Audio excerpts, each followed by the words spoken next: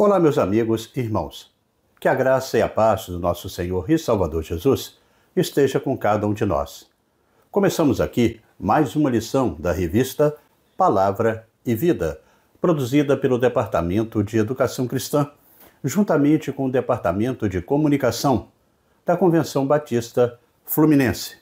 Esta revista, que foi escrita pelo pastor Eliseu Gomes da Rocha, com o título Gálatas, a Carta da Liberdade.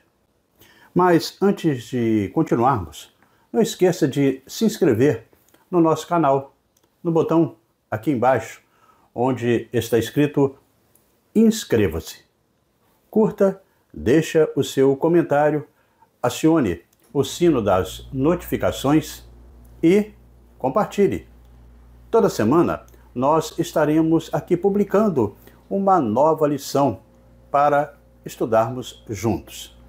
A lição de hoje é a lição de número 4 e que tem o título Justificação pela Fé e que tem o texto base em Gálatas 2, de 15 a 21, o qual estaremos lendo neste momento para a nossa introdução.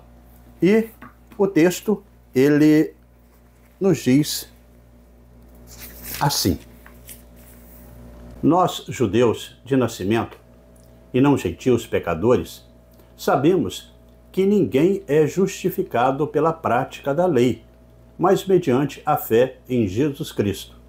Assim, nós também cremos em Cristo Jesus, para sermos justificados pela fé em Cristo, e não pela prática da lei, porque pela prática da lei ninguém será justificado. Se, porém, procurando ser justificados em Cristo, descobrimos que nós mesmos somos pecadores, será Cristo, então, ministro do pecado? De modo algum.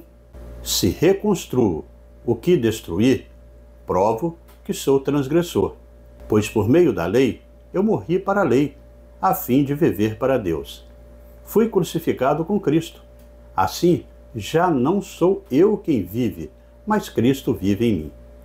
A vida que agora vivo no corpo, vivo-a pela fé no Filho de Deus, que me amou e se entregou por mim. Não anulo a graça de Deus, pois se a justiça vem pela lei, Cristo morreu inutilmente. Bem, irmãos, o objetivo da lição desta semana é de que ao final deste estudo possamos aprender sobre a importância da justificação e graça salvadora em Cristo Jesus. Que possamos também entender que não precisamos de nenhum sacrifício ou ritual religioso para alcançarmos a salvação em Cristo. E que o ato do Filho de Deus foi voluntário e suficiente para a nossa salvação.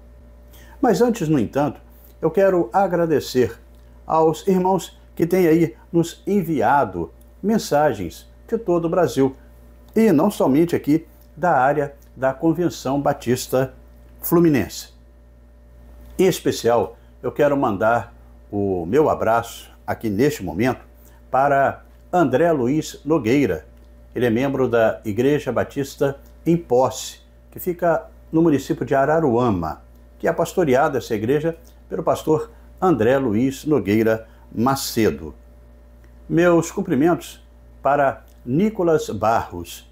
Ele é membro da Igreja Batista no bairro Matadouro, que fica no noroeste fluminense, em Itaperuna. Igreja esta pastoreada pelo pastor Fagner Dias.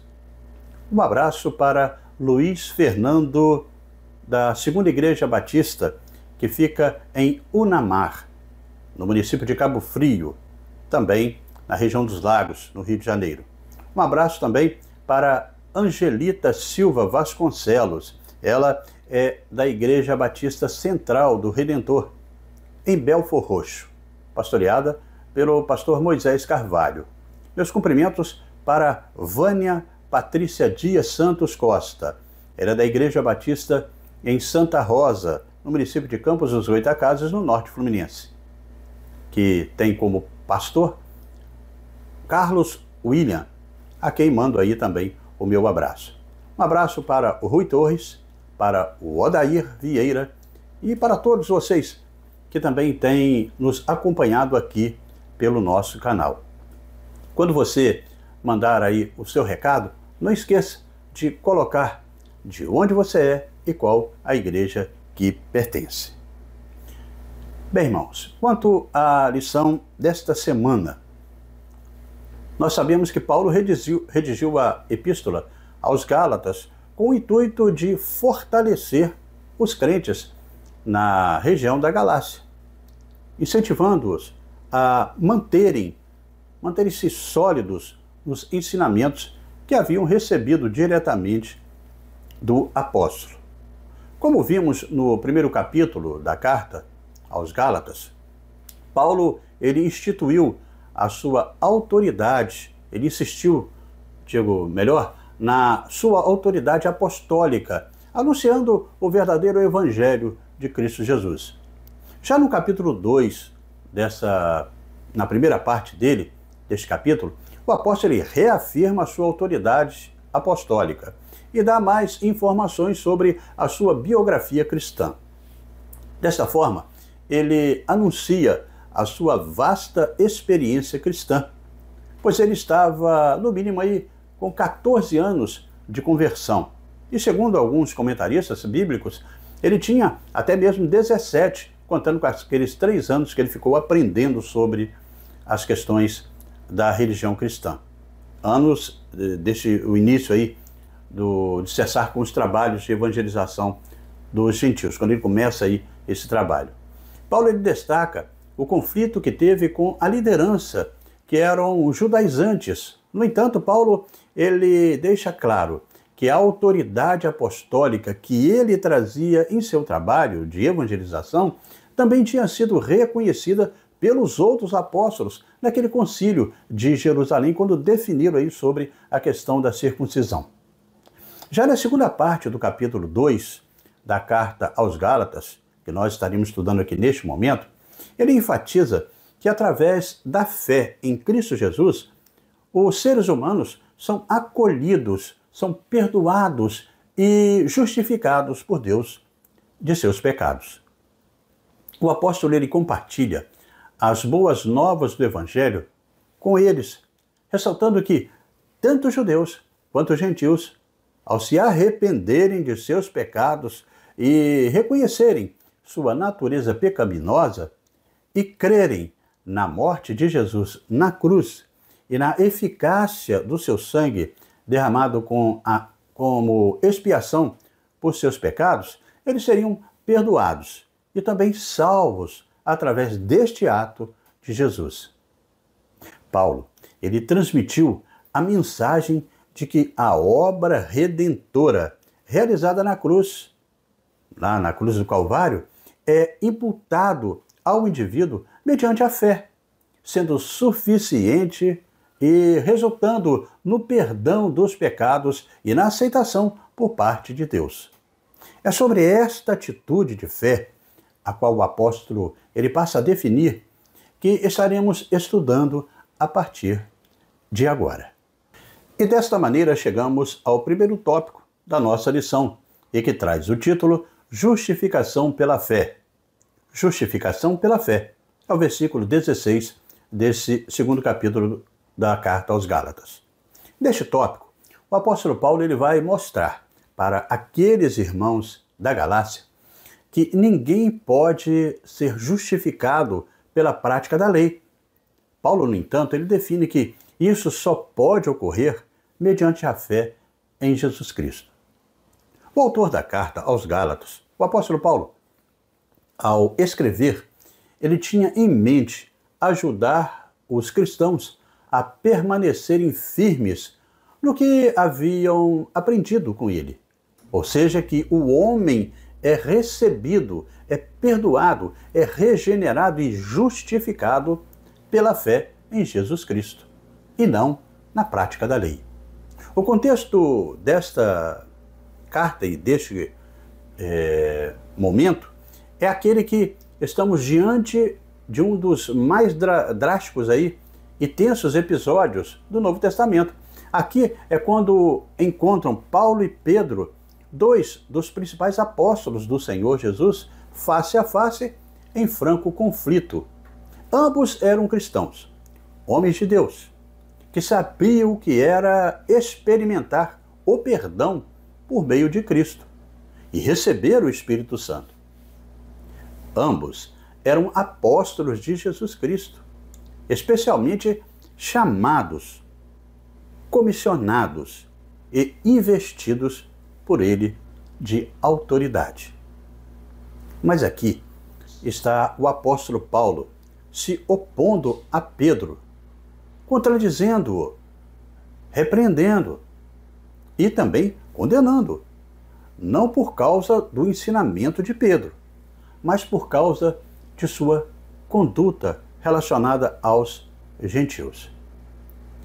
Temos muito a aprender com essa situação dramática.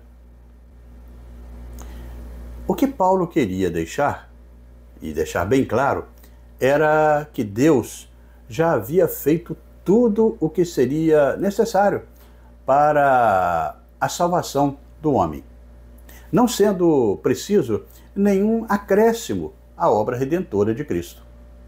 Todavia, assim como nos dias de hoje, existem pessoas que acreditam que para alcançar a salvação ou o perdão dos pecados é necessário algum tipo de sacrifício pessoal, como fazer uma peregrinação pelas ruas de certas cidades, subir de joelhos uma quantidade considerável de escadas e outros sacrifícios a mais.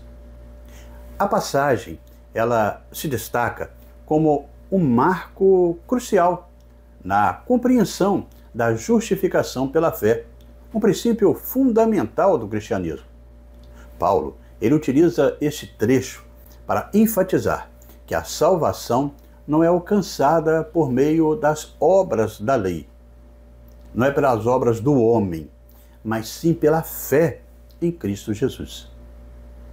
Pouco tempo antes, conforme o registro de Atos 10 e também do capítulo 11, Pedro ele recebera uma revelação especial e direta de Deus, de que os gentios que crescem deveriam ser recebidos na igreja. Não há sugestão em Gálatas 2 de que Pedro tinha mudado a sua opinião quanto a isso. Por que então ele afastou do contato com crentes gentios em Antioquia? A acusação de Paulo é que Pedro e os outros agiram de maneira dissimulada. A questão era que o apóstolo, ele declara enfaticamente no texto: sabemos que o homem não é justificado pelas obras da lei, mas pela fé em Jesus Cristo. No versículo 16, assim destaca. Os críticos de Paulo argumentavam da mesma maneira que algumas pessoas fazem ainda hoje. Se Deus justifica pessoas más, por que então ser bom? Por que não podemos então fazer o que queremos e viver como gostaríamos de viver? Mas eles esquecem de uma coisa simples e notória.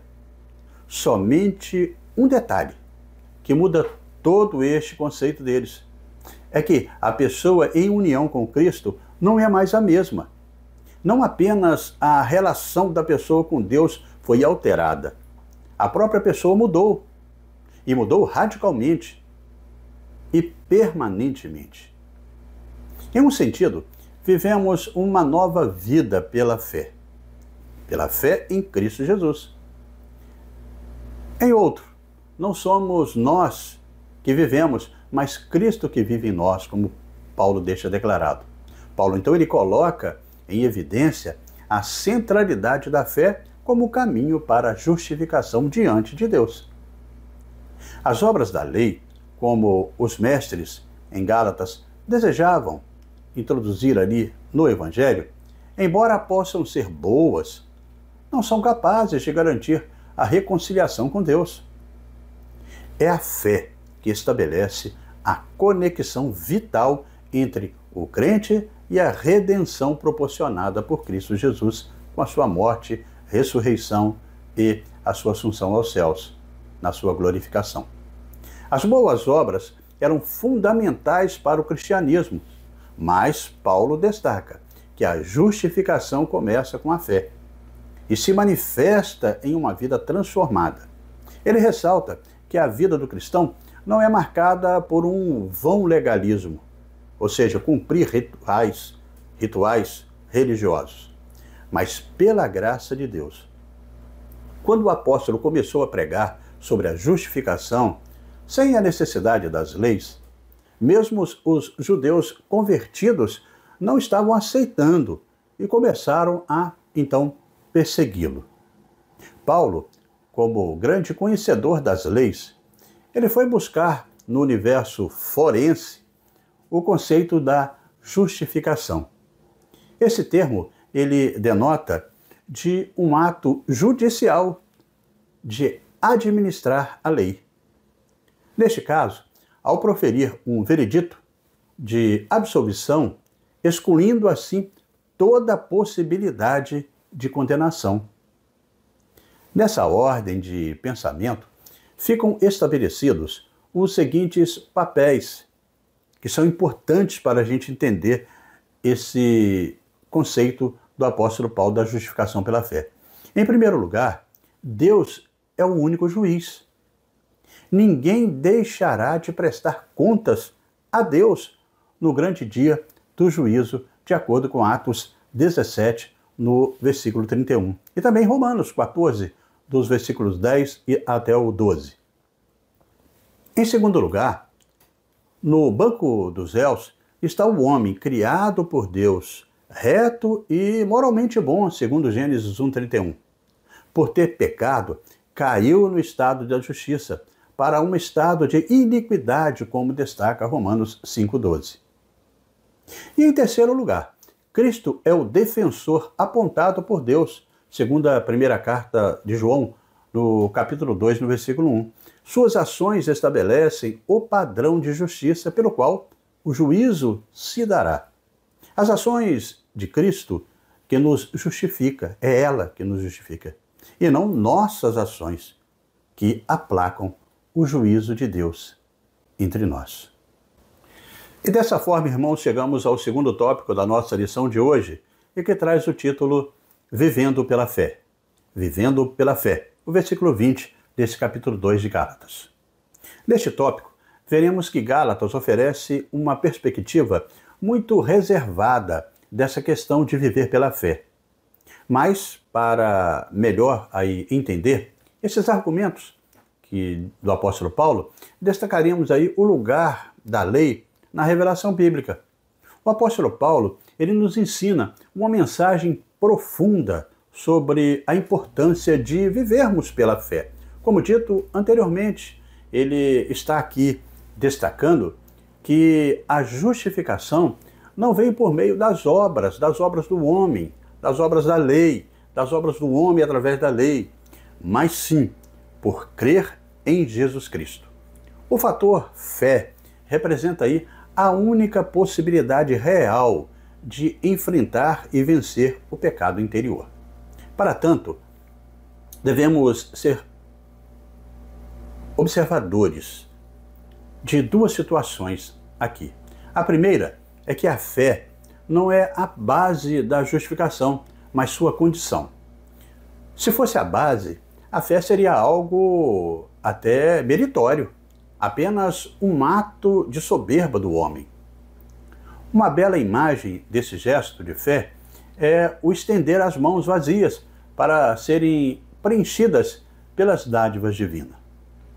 A segunda situação é que a fé também não é o preço da justificação, mas o meio de nos aproximarmos dela. Esse princípio fundamental não apenas redefine a nossa compreensão da salvação, mas também ele orienta a maneira como devemos viver nossas vidas diárias, de acordo com os preceitos divinos. Viver pela fé implica confiar totalmente na graça redentora de Deus e não confiarmos em nós mesmos.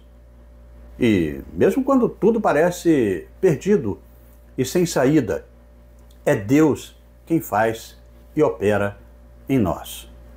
Ao sermos tentados a parar ou desistir, Ele nos motiva a continuar, a caminhar pela ação do Espírito Santo em nós. Paulo ele enfatiza que nossos esforços para cumprir a lei são insuficientes para garantir a nossa justificação. Em vez disso, nós somos chamados por Paulo a depositar nossa fé em Cristo Jesus, reconhecendo que é por meio dele que encontramos perdão e reconciliação com Deus. Isso nos liberta do fardo da autojustificação, permitindo-nos aí a experimentar a alegria e a paz que vem para nós ao confiarmos no Senhor. Em vez de viver no pecado e para o pecado, uma pessoa justificada em Cristo Jesus vive para Deus. A justificação abre ao homem o caminho da intimidade com Deus. Essa vida que deu para Deus é marcada por 4 realidades que a gente aqui deve também destacar. A primeira delas é que o crente vive para Deus, morrendo para a lei.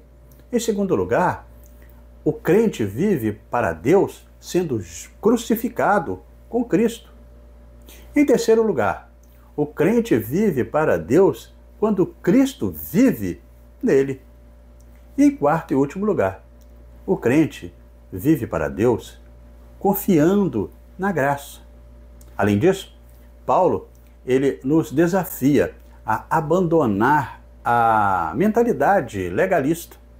Ele adverte contra a tentação de confiar em nossas próprias realizações e méritos para agradar a Deus. Por outro lado, ele nos encoraja a construir as nossas vidas sobre a fundação sólida da fé em Cristo Jesus. Essa mudança de perspectiva não apenas transforma a nossa relação com Deus, mas também influencia a maneira como nós relacionamos também com as outras pessoas. Viver pela fé não é um conceito abstrato, mas uma prática diária. Significa confiar em Deus nas dificuldades, buscar orientação em Sua palavra e agir com amor e compaixão para com os outros. É uma jornada de confiança, uma confiança contínua, onde aprendemos a depender mais de Deus e menos de nós mesmos.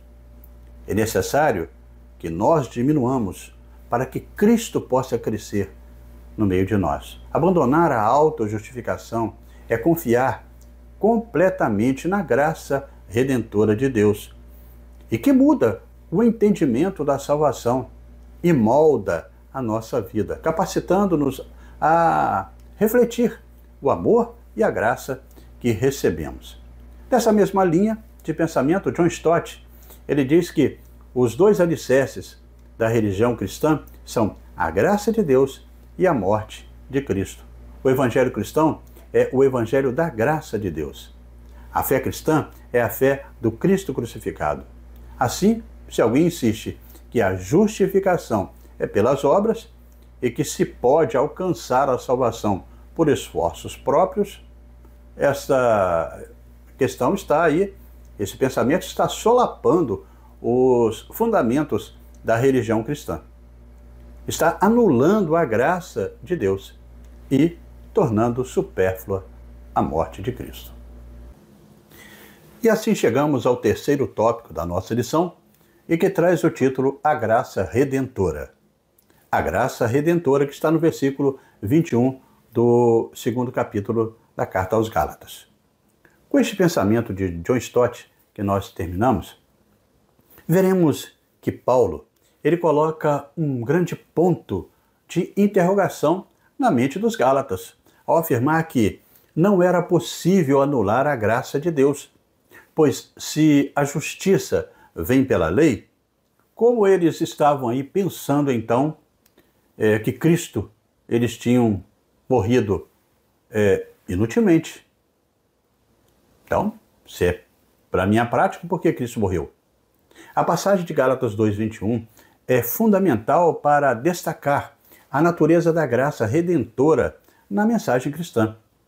Essa graça, por sua vez, ela conforme revelada neste trecho, ilustra a magnitude divina ao oferecer salvação de maneira gratuita. Paulo, ele destaca que se a justificação fosse obtida por meio das obras, a morte de Cristo então seria em vão. Assim, a ênfase recai sobre a fé como alicerce da redenção. Um presente imerecido que transcende as práticas legais do homem. Para Paulo, a graça diz: não há distinção. Todos são pecadores e todos podem ser salvos pela fé em Cristo Jesus. O entendimento dos judaizantes era que a lei diz: há distinção. A graça de Deus não é suficiente também. Precisamos da lei, segundo eles. O argumento de Paulo é que a volta à lei anula a cruz. Enquanto a lei diz: façai, a graça diz: já está feito. Como o próprio Jesus disse, está consumado. A ideia de Cristo ter morrido sem propósito algum era tão inconcebível para o apóstolo que ele nem sequer considerava a possibilidade de existir alternativa, senão rejeitar a justificativa mediante a lei. O texto revela a clareza de Paulo sobre a necessidade de alinhar a fé com a graça divina. Ele rejeita qualquer ideia de mérito humano na conquista da salvação, ressaltando que todos, judeus e gentios, estão igualmente dependentes da graça redentora de Deus, e ela só é concreta em Cristo Jesus. Além disso, ela não apenas perdoa, mas também transforma vidas. Ao aceitar Jesus pela fé, os crentes são justificados e capacitados a viver uma vida que glorifica a Deus. Essa graça não é uma licença para o pecado, mas um chamado à santidade, alimentado pelo profundo agradecimento pela obra redentora de Cristo na cruz. Então, irmãos, para Paulo, acrescentar alguma coisa a mais a fim de ter a salvação seria como fazer um sacrifício. A morte de Cristo, um ato sem nenhum valor. Como diz Paulo, né? Não faço nula a graça de Deus, porque se a justiça vem mediante a lei, logo Cristo morreu em vão. O versículo 21 do capítulo 2 de Gálatas. Paulo queria que os gálatas entendessem que poder do pecado é interrompido na vida do homem, quando o homem morre para o pecado com Cristo. É de significação particular para este contexto o fato de que a morte com Cristo é o único meio dos escravizados pela lei terem a liberdade. Somos desafiados a refletir sobre a nossa compreensão da graça redentora e a forma como vivemos em resposta a ela. É imperativo que a morte do pecador com Cristo não seja confundida com a crucificação da personalidade essencial da pessoa ou com aquilo que se denominou autocrucificação. É o velho eu interior irremediável e desesperadamente depravado pelo pecado que morre. A terminologia de Paulo é estranha ao modo de pensar da atualidade, mas descreve uma verdade que é bem recebida na experiência humana. O crente, porém, não fica morto. Como ele destaca aí, que vivo, não mais eu, mas Cristo vive em mim. A correlação da morte com Cristo sempre é a ressurreição e uma nova vida nele. Jesus restaurou aquilo que Adão tinha perdido. A salvação não é um prêmio para os que realizam feitos notáveis, mas um presente para os que confiam humildemente na obra consumada em Cristo Jesus. A graça que chega a cada um de nós pela cruz é suficiente para uma vida inteira de paz, amor e também salvação. E neste caminhar, irmãos, chegamos à conclusão desta quarta lição deste terceiro trimestre da revista Palavra e Vida. Com estes ensinamentos de hoje, aprendemos que todos nós somos pecadores. A doutrina da justificação é fundamental para a vida cristã, porque entendemos que se cairmos, teremos a oportunidade de recomeçar e continuar a caminhada. Não podemos separar o que Deus uniu. Doutrina sem vida gera racionalismo estéril. Vida sem doutrina produz um misticismo histérico. Precisamos manter teologia e vida, doutrina e prática, ortodoxia e piedade numa aliança inseparável. Pedro foi repreendido porque, embora tivesse várias vezes afirmado e reafirmado que sua fé na salvação era pela graça, independentemente das obras, ele estava agindo agora em desacordo com essa crença ao apartar-se dos crentes gentios, em virtude de escrúpulos judaicos.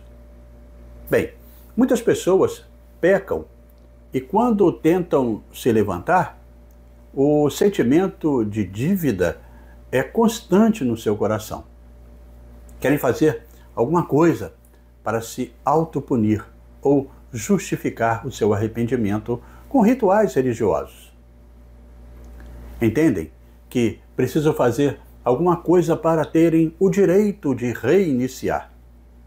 Essa graça não é uma licença para continuar a pecar. Não. A graça, ela produz no coração do cristão o arrependimento. E também a vergonha de não voltar ao pecado, o constrangimento, uma vez que Cristo se entregou pelos nossos pecados na cruz. A graça nos encoraja a sair do erro e viver um novo tempo, uma nova história. Isso nos mostra como ela é necessária em nossa vida e também na nossa caminhada. A vida de Paulo é um exemplo vivo de como a misericórdia de Deus e a graça de Deus podem transformar um homem. Para Paulo, estar crucificado com Cristo era suficiente para apaziguar a dor e também o sentimento de culpa causados pelo pecado em sua vida. Sua confiança na eficácia da obra de Cristo abriu também para ele as portas para um mundo novo, um mundo de adoração e também de serviço. Eu faço aqui uma pergunta. O velho homem está crucificado em nossa vida? Nosso testemunho é um estandarte da fé em Cristo Jesus? Amamos na mesma proporção que o Filho de Deus até a renúncia própria para fazermos a obra de Deus? Bem, nunca é tarde para começar. Afinal, o sonho de justiça e liberdade, ele é real para nós, os salvos por Cristo Jesus. Fomos libertos do poder do pecado. Somos livres e nessa condição podemos servir a Deus com gratidão e também com amor.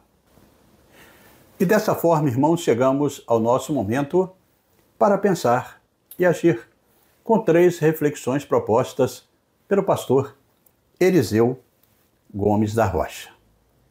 Bem, a primeira proposta aqui, que o pastor Eliseu lhe coloca, é qual área de nossa vida nós nos sentimos mais tentados a pecar. A segunda proposta é como nós poderíamos usar mais o Evangelho e menos a culpa para motivar pessoas a estarem mais próximas de Deus. A terceira, você já fez acepção de pessoas ou passou por essa experiência? Bem, irmãos, aprendemos que se Deus ele não exige obras da lei antes de aceitar pessoas, como nós atrevemos a impor sobre essas mesmas pessoas condições que ele não impôs, que Deus não impôs? Se Deus as aceitou, como podemos rejeitá-las?